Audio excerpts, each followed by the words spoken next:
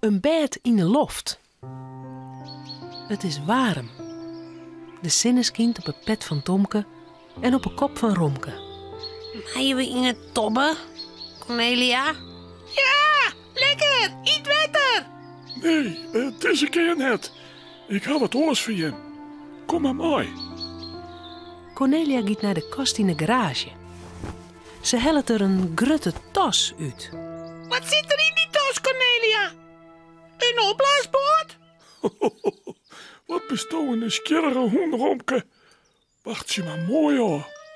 Cornelia stopt een grutte hammer in de tas. En ijzeren heken en een touw. Kleer, kom maar mooi de tuin in. Achter in de tuin staan 2 grutte bjem. Daar kunnen ze net komen.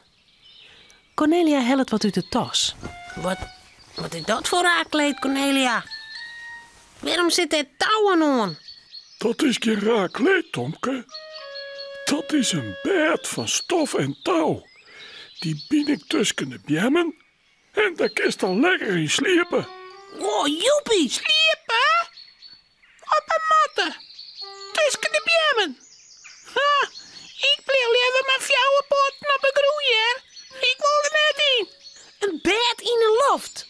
Dat is spannend. Cornelia neemt de grutte hammer. In elke beam slacht ze een heek. Ze maakt de hingmatten met het touw vast om de ene beam en om de andere beam. De matten hingen er mooi tussenin. Zo, uw bed is klaar. Mag ik erin lezen, Cornelia? Ja, dat mag wel. Maar net een volle skommelje, Tomke, hoors vast eruit. Heel voorzichtig tilt Cornelia Tomke Ja, in de hingmatten. Oh, wat lijkt dat lekker. Zo, Romke, ik skommel je een beetje. ik wil direct bij Tomke. Maar hoe kom ik erin? Wil ik daar optillen, Cornelia? Ik ben heel sterk, ja? Nee, Romke, ik geloof net dat dat goed komt. Ik ben te grut en te zwier. Cornelia denkt nee. Hoe komt ze nou in de hingmatten? In één krijgt ze een idee. Ik haal je een trap. Dan kan ik er wel bij. Cornelia zet de trapdel. Heel voorzichtig stapt ze mij één poort in de hingmatten. De matten begint te skommelen. Dan zet ze de orenpoort erin. Kou. De matten skommelt nog volle botten. Nou, let op het zakje, Cornelia. Ons kiepen we om. Oeh. Oh, ja, ik lees. Oh, wat is dit een lekker bed. En het is hier heel dan het warme door hem. Romke shot naar Cornelia en Tomke. Wat lezen ze daar mooi. Hij leidt op een hudde groen. Ik wil lekker in de hingmatten. Dat kan nou niet meer, Romke. Dat is net alleen nog in de hingmat te komen. Dat is te lieds. Ah, de lieds. Ik ben heel touw met lieds. Ik ben heel grut. Shimmer. Romke giet op de achterpoorten staan. Maar hij kan net bij de matten komen. Klim op het trap, Romke.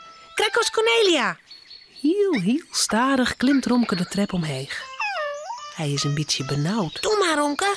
Doe maar. Wees er haast. Pas op, net te vlug. Ja. Het gaat goed zo. Wat mag ik nou doen, Cornelia? Kom maar, Romke. Ja, ik help die wel. Zo, het is mooi tussen u zien, ja. Voorzichtig stapt Romke van de trap in de hingmatten.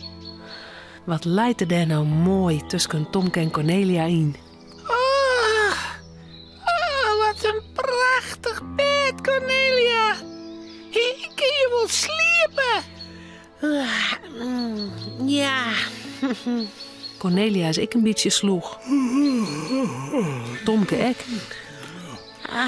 Ze doggen de eigen ek dicht. De hingmatten skommelt hinnen en weer. Maar wat vlucht hij door de lucht? Wat komt hij tussen de bjem naar de hingmatten daar? Een vlinter. De vlinter giet zitten op een snuit van Romke. Wat zit er op mijn snuit? Waar kriebelt is er? Romke vliocht doorheen. Wat is het? Van mijn snuit daar! Romke, wat is dat nou? Pas op, wiebel je net zo. Als die bewoon! Maar Romke harket net. De vlinter vlucht omheen. Romke wordt leuk. Stoute flitter! Zie ik je op een oorplak! Hij giet rechtop staan en slaat naar de voorste poort naar de vlinter. De hingmatter kiet door de kop. Help, we kiepen om. Daar ploft Cornelia naar onder. Tomke valt Bob op haar. Daar komt Romke ik aan. Hij valt Bob op Tomke. Auw, mijn stuk! Auw! Ja, ik maar te sliepen. Zullen wij het nog een keer beziekje, Tomke? Zonder Romke dan maar. Ja. Tomke wil nog wel een keer. Even later liggen Tomke en Cornelia weer lekker in de hingmatten. En Romke? Romke leidt onder een beem. En hij houdt alle vlinters heel goed in de gaten. Romke, Cornelia en Tomke zullen sliepen. Het verhaaltje is nou uit. Voordat ze op haar bedje kroepen, jouwen ze daar nog gauw een tuut.